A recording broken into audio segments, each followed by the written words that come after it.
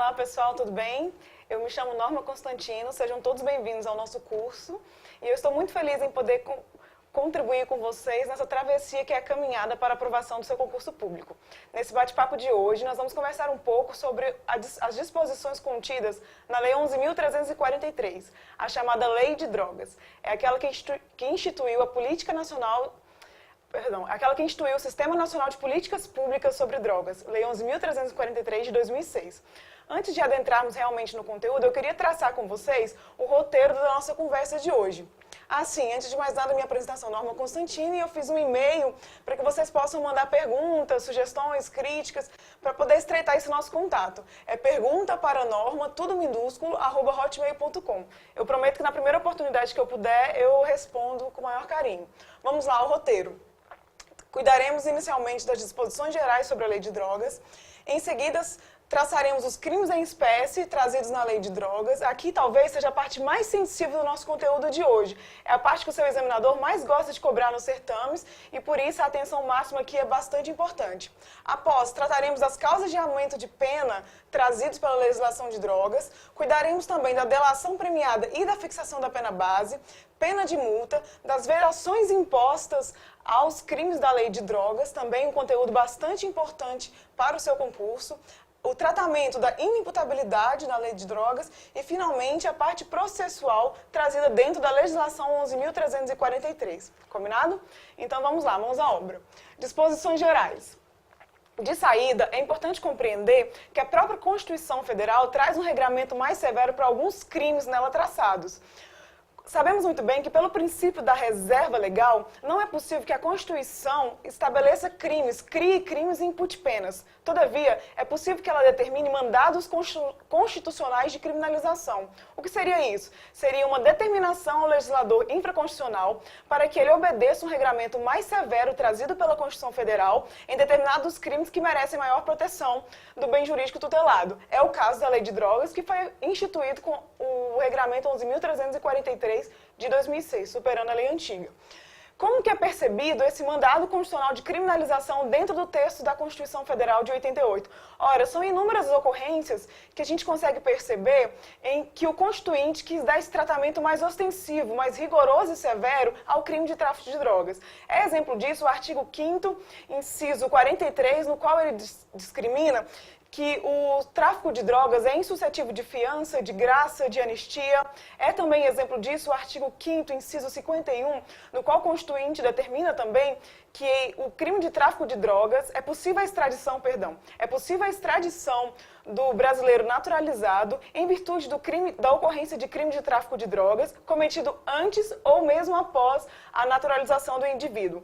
Outra situação em que podemos perceber um tratamento mais severo dado pela Constituição Federal a respeito do crime de drogas é quando ela estabelece uma proteção especial às crianças e adolescentes, lá em seu artigo 227, no que diz respeito à matéria de drogas. Também é possível perceber esse tratamento mais severo em relação à legislação de drogas, em relação a esse conteúdo, quando o Constituinte determina a possibilidade de desapropriação com fisco, ou seja, verificado que uma determinada propriedade possui plantações psicotrópicas, é possível que esse proprietário perca a propriedade, perca o domínio, perca a totalidade do domínio e ainda sem justa indenização. Esses são só alguns dos exemplos do tratamento severo e rigoroso que a Constituição dá para o crime de drogas, sinalizando, portanto, ao legislador infraconstitucional a obediência a esse mandado constitucional de criminalização, correto?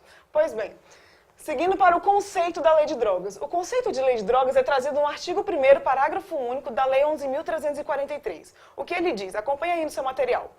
Para fins desta lei, consideram-se como drogas as substâncias ou os produtos capazes de causar dependência, assim especificadas em lei ou relacionados em listas atualizadas periodicamente pelo Poder Executivo da União.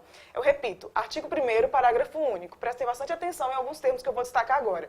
Para fins desta lei, consideram-se como drogas, ele passa, finalmente, a definir as substâncias ou produtos capazes de causar dependência, assim especificadas em lei ou relacionadas em listas atualizadas periodicamente pelo Poder Executivo da União.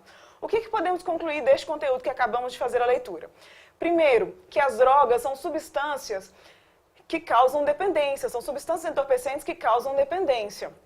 Isso ficou claro no artigo 1º, parágrafo único, que acabamos de ler. Contudo, é possível concluir que este conteúdo é incompleto. Por quê? Porque, embora o legislador nos informe que a droga é uma substância que causa dependência, ele não nos diz quais são essas substâncias que causam dependência e que, portanto, fazem incidir a legislação 11.343. O que o legislador faz? Ele prorroga essa atribuição de definir quais substâncias são essas ao Poder Executivo Federal por meio de listas atualizadas periodicamente. Essa lista que ele se refere é a portaria da Anvisa, número 344/98, em que lá são determinadas todas as substâncias consideradas drogas para fins da Lei 11.343, correto?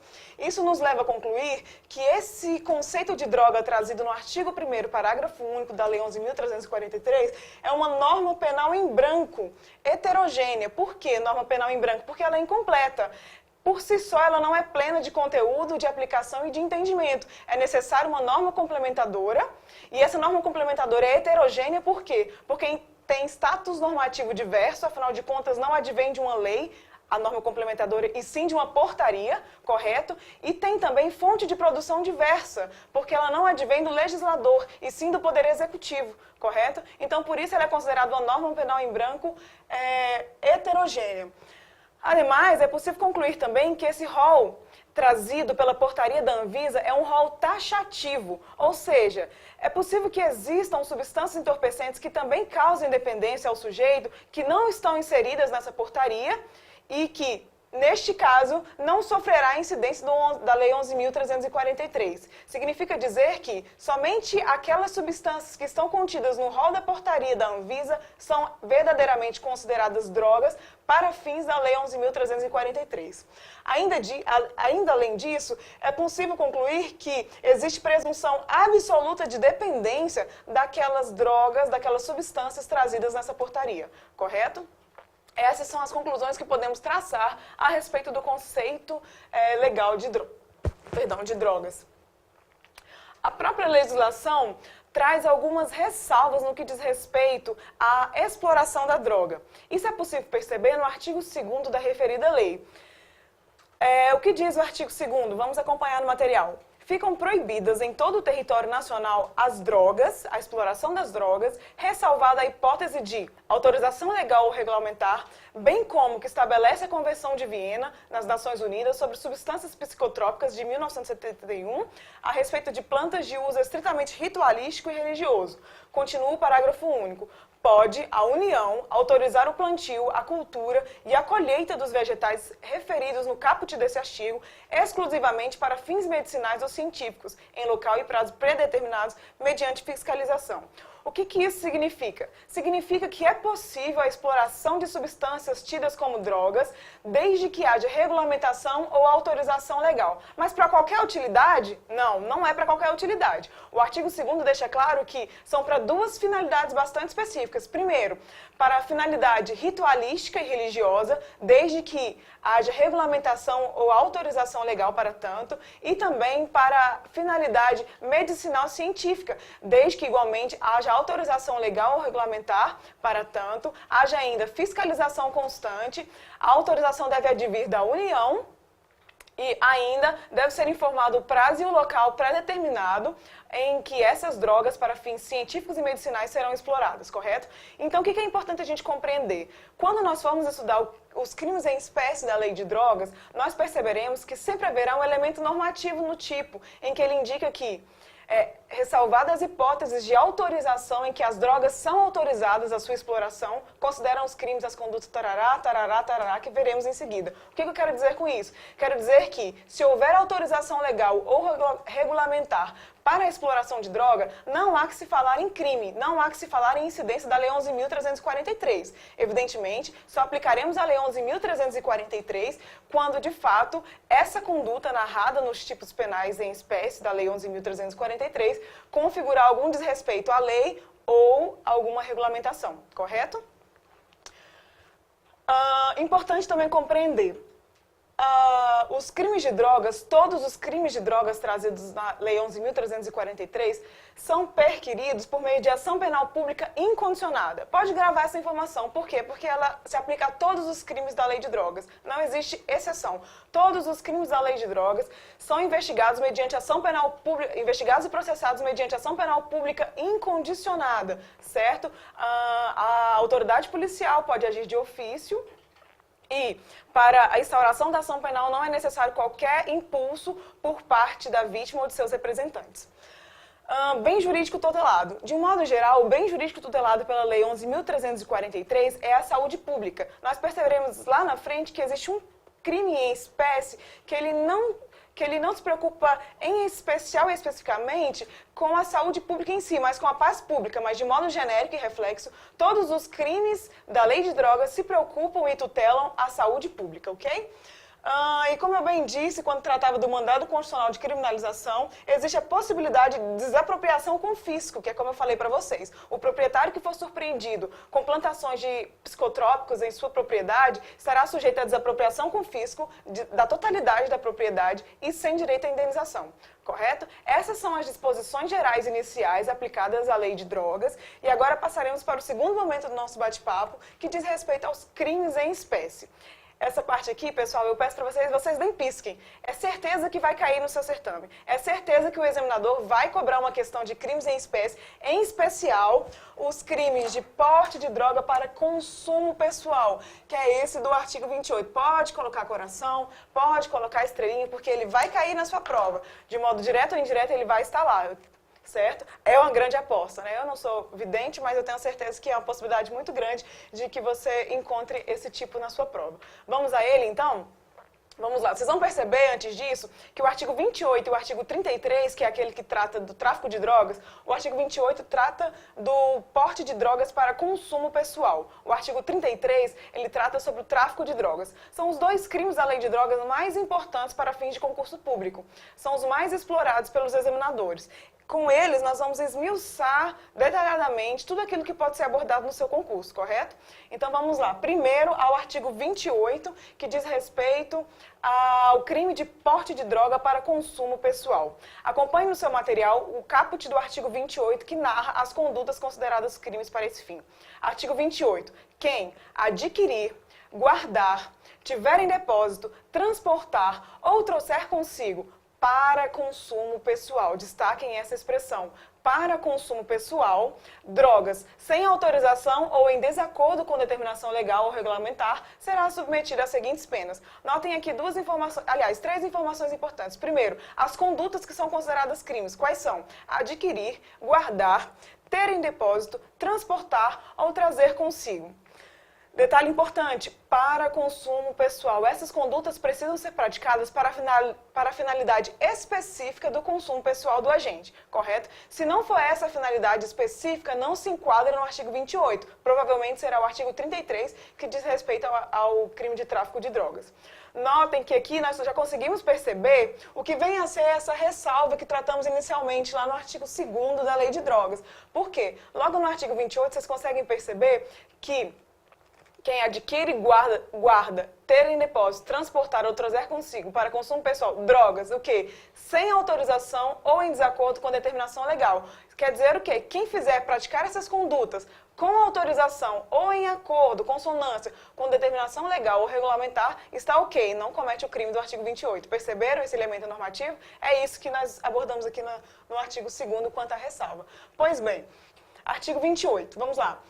Objeto jurídico. Esse crime tem por fim tutelar a saúde pública. Sujeito ativo é um crime comum, ele pode ser praticado por absolutamente qualquer pessoa. Sujeito passivo é a coletividade, é aquela classificação que chamamos de crime vago. A coletividade é o sujeito passivo do artigo 28. Conduta punível, nós identificamos 5 verbos, 5 núcleos na conduta do artigo 28, quais sejam transportar, adquirir, guardar, ter em depósito e trazer consigo.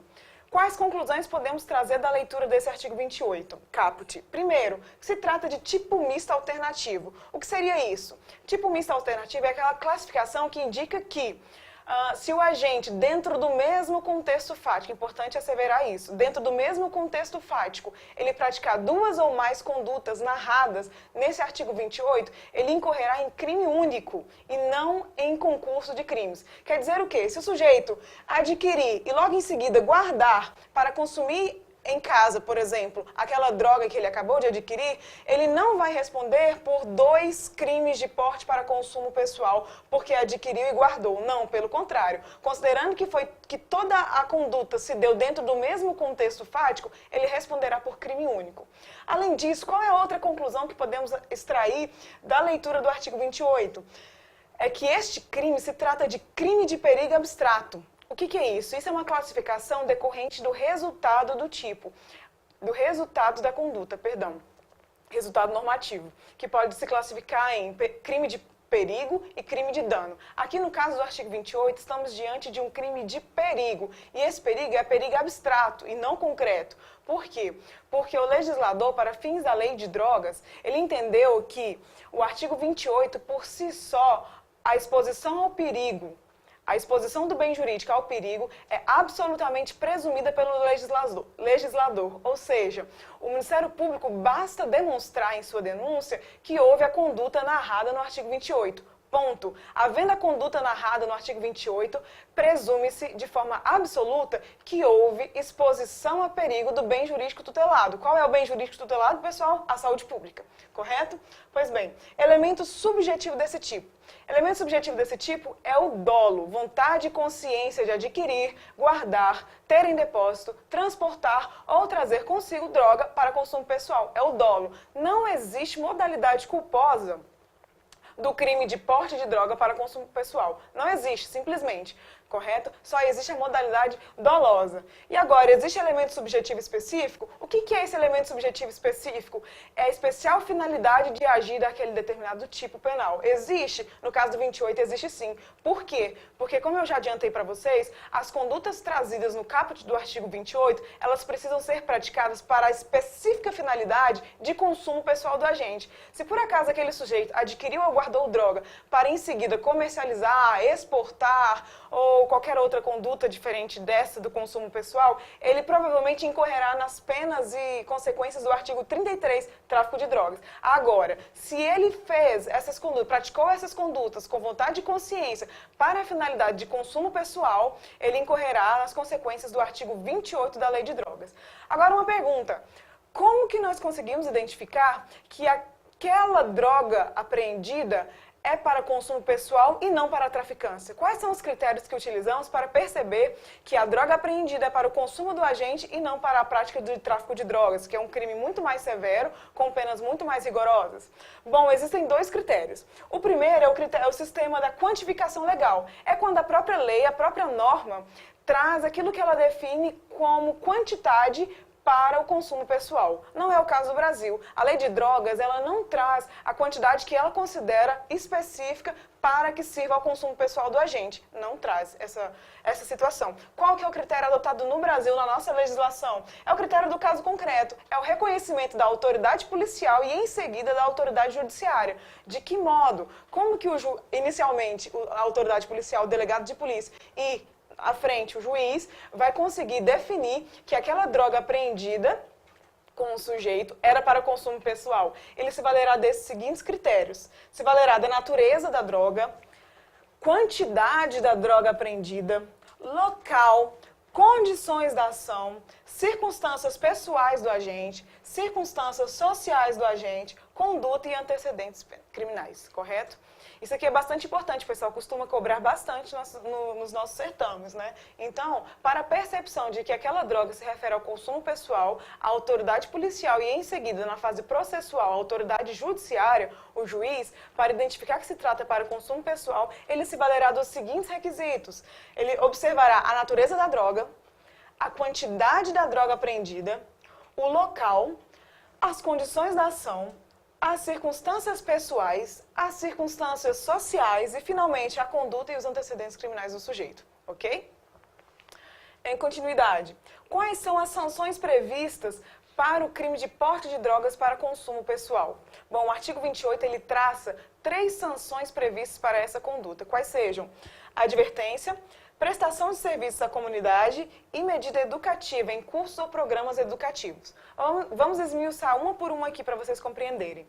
Advertência. Advertência é feita pelo juiz e se exaure em si mesma. O juiz adverte aquele sujeito das consequências nefastas do consumo de drogas, certo? Ela se esgota em si. Essa é uma das sanções. Prestação de serviços à comunidade. O juiz também pode determinar que o sujeito preste serviços à comunidade, preferencialmente em instituições que tratam pessoas acometidas, né, desse problema de saúde, de dependência química, ou instituições que cuidam de prevenção do acesso e consumo a substâncias entorpecentes, né? Não é obrigatório, é preferencialmente, correto? Qual que é o prazo máximo de prestação de serviços comunitários que o juiz pode impor ao sujeito? 5 meses. Prestação de serviço à comunidade tem um prazo máximo de 5 meses. Atenção, se tratar de reincidência específica, esse prazo é dobrado, ele pode chegar a 10 meses, correto? E, por fim, medida educativa. O juiz pode determinar que o agente que praticou o artigo 28, que praticou o crime de porte de drogas para consumo pessoal, seja submetido, compareça a uma medida educativa em cursos e programas educativos. Não necessariamente neste caso aqui, a necessidade de que seja um curso ou programa voltado para a temática de drogas. Não. Aqui, na prestação de serviço à comunidade, há essa preferência que o sujeito faça atividades, preste serviço à comunidade dentro de instituições que são afetas a essa temática das drogas. Aqui, no que diz respeito à medida educativa, a terceira sanção possível a ser imposta ao sujeito, não há necessidade que o conteúdo seja abordado dentro da temática de drogas. E qual é o prazo de que o sujeito poderá ser submetido a essa medida educativa, igual ao prazo da prestação de serviço à comunidade. Prazo máximo de 5 meses e, havendo reincidência específica, esse prazo dobra para 10 meses, correto?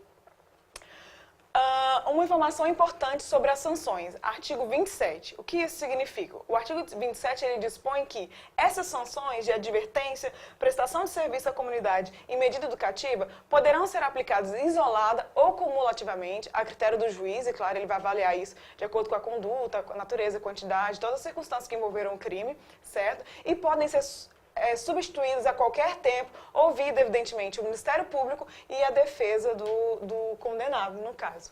É possível que o condenado, depois de ter a sanção imposta, recuse de modo injustificado o cumprimento das sanções. Neste caso, o juiz poderá se valer de medidas coercitivas. Que medidas são essas? Admoestação verbal e multa. Eu quero chamar a atenção de vocês que essas medidas elas não são penas.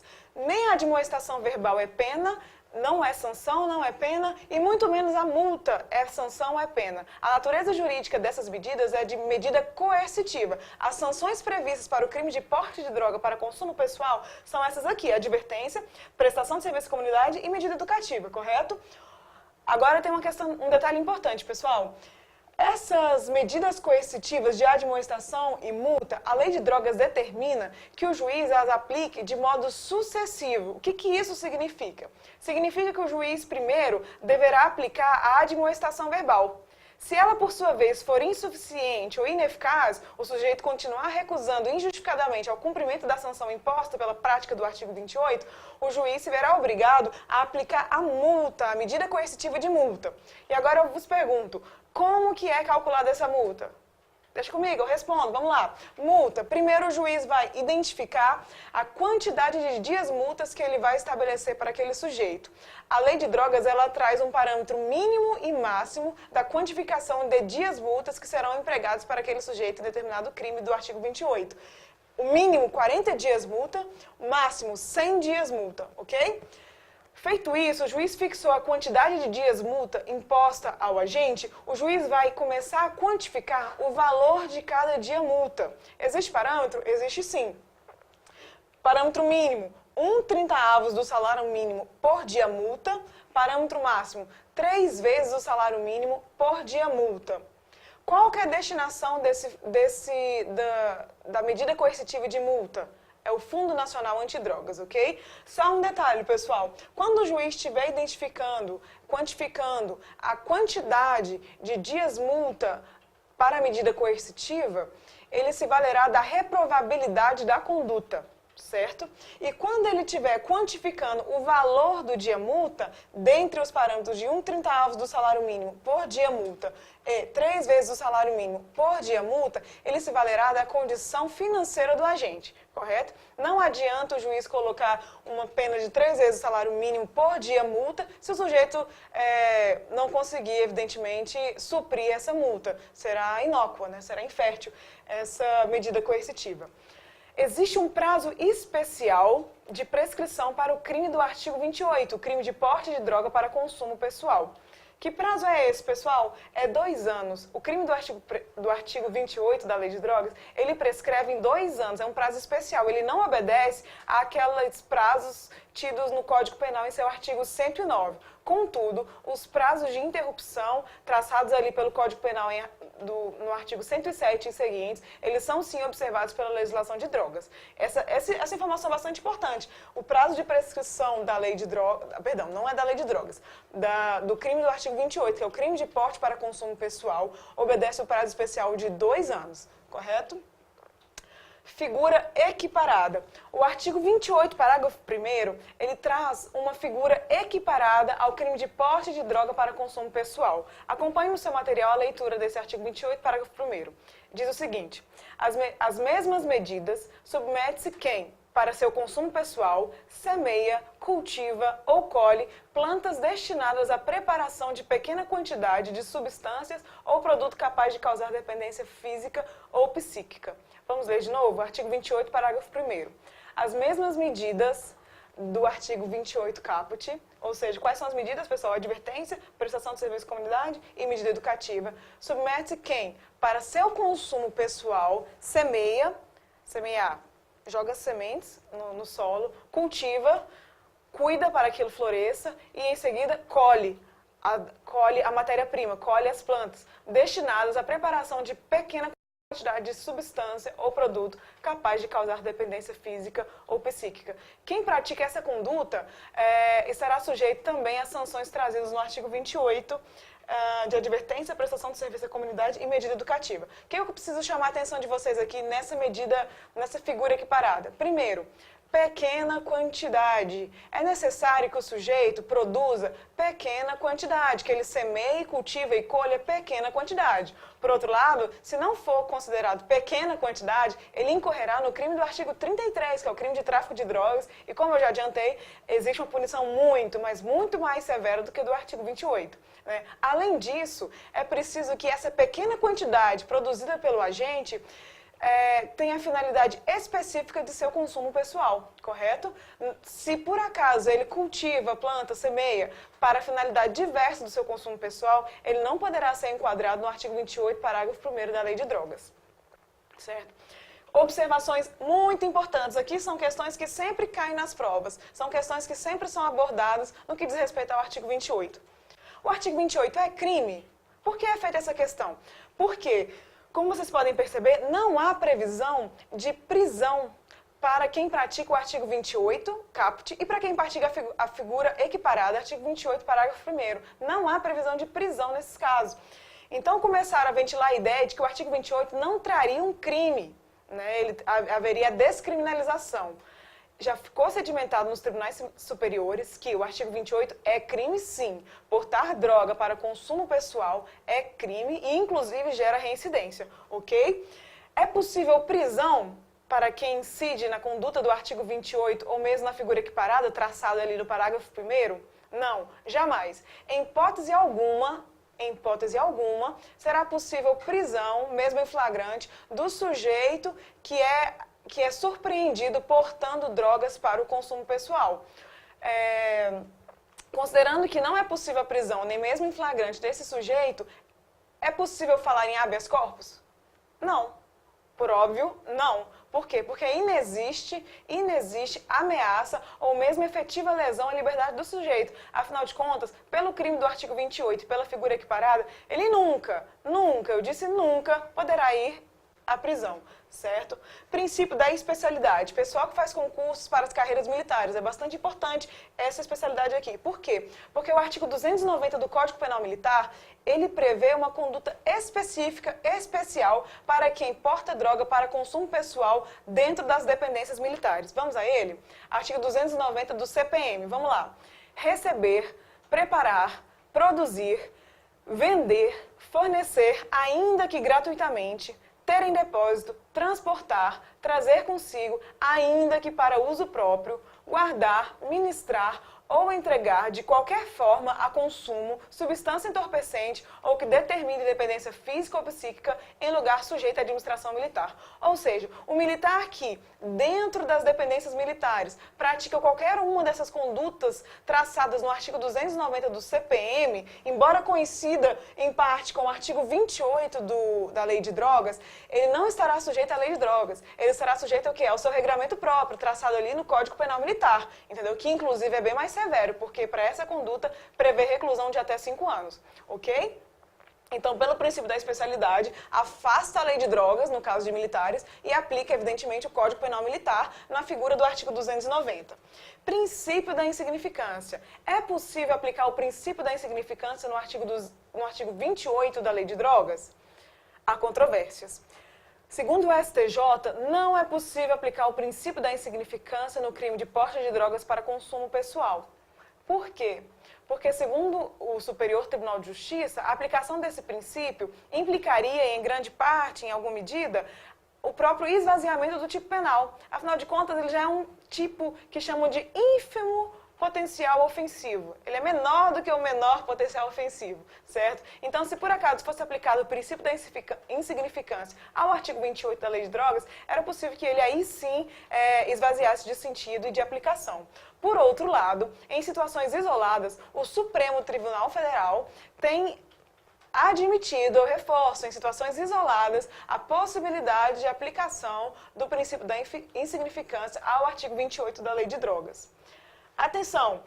Se um adolescente é surpreendido praticando a conduta do artigo 28, que conduta é essa, pessoal? A conduta de portar drogas para o consumo pessoal.